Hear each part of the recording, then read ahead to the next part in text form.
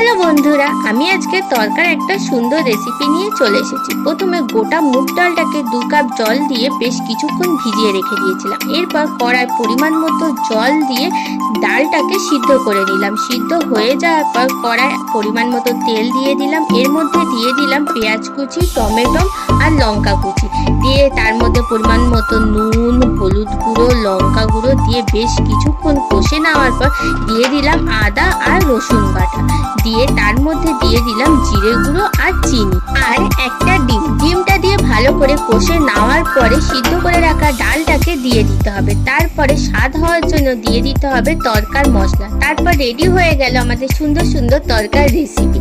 আজকের ভিডিও যদি ভালো লেগে থাকে অবশ্যই আমার চ্যানেলকে লাইক, শেয়ার আর সাবস্ক্রাইব করতে ভুলবে না। আর চ্যানেলে অনেক রান্না সুন্দর সুন্দর রেসিপি দেওয়া আছে, গিয়ে দেখে আসতে পারো। টাটা বন্ধুরা।